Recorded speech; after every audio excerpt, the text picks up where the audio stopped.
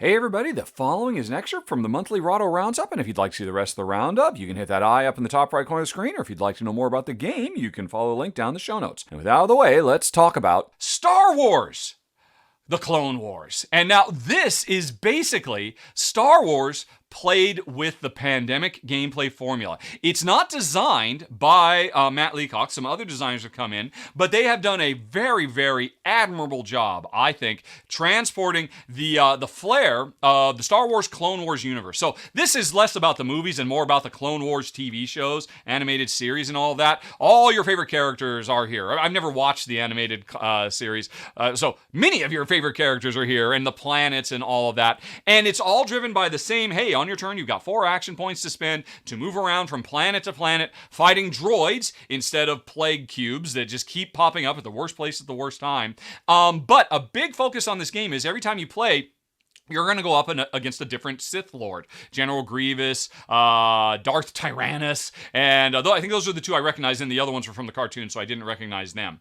And they are going to be running around on the board independently, pursuing their own agenda. And depending on which Sith Lord you fight against, you have very different things. We played with, Christopher Lee, Count Dooku, and his whole thing was he brought in 2 helpers, and they were actively chasing us and trying to hunt us down. They were Jedi hunters. But there's another one that just actually moves out to all the missions and tries to make the missions much more tricky for us to overcome. Because in this game, we're not trying to cure diseases. We are trying to move to the right planet at the right place at the right time to partake in a mission. And I bet you anything, these missions are probably taken from the show as well. Now, what changes from Pandemic, the biggest thing is the way cards work. This is not a game where you have a handful of cards and you do a set collection or you spend those cards to move around the board. Instead, these cards represent the different clone troopers and equipment and armor and vehicles that you are leading as a Jedi general in battle.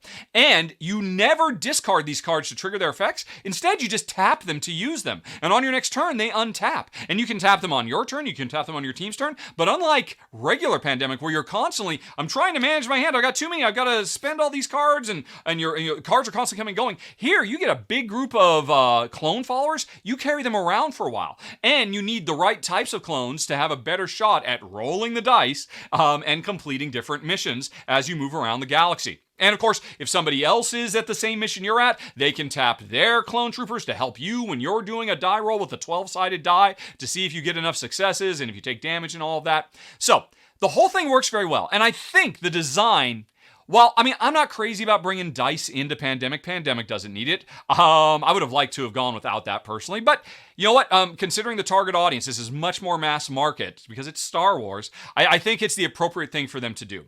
And in fact, Jen and I did definitely enjoy our game. Our only problems I really had with it, one, it's maybe a little bit too easy. We played our first game, and I checked afterwards. We didn't really make any significant errors.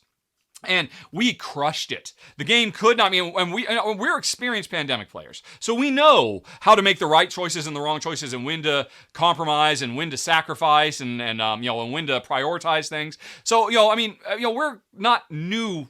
We're not Padawans here, but we found it was a little bit too easy. And the thing that bothers me, the game comes with, it says in the rules, is maximum difficulty not hard enough? Here's a way to make it harder and harder and harder.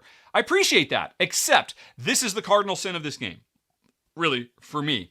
To make the harder you want this game to be, the longer it has to be. Because you just increase the difficulty of the game by making a bigger and bigger stack of missions you have to do. And so, if I want the game to be twice as hard, it's literally going to take twice as long to win. And I am not a fan of that at all. There are dozens of ways that the developers could have increased the overall difficulty of the game without having to increase the length of the game. And since for us, we would have to increase it really high to have a challenge, because we're just, we played hundreds. We've played probably over 100 games of Pandemic by now. Maybe even over 200 games with all the variations and the what we call them, the legacy games and all of that. So I wish they would have had a different way to increase the difficulty. But now, if you're a new player, or hey, if you're just a Star Wars fan, or more to the point, if you're a board game geek and you have Star Wars fans in your life that you would like to pull them in, this game is fantastic for that. It really captures the feel of Star Wars. It's actually has a little bit more rules overhead than straight Pandemic, but it's still pretty approachable.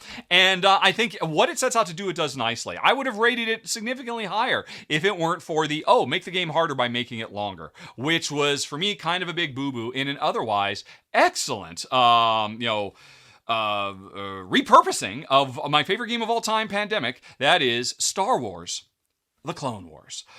And thanks for watching, folks. If you enjoyed it, please like and subscribe. It makes a huge difference, believe me.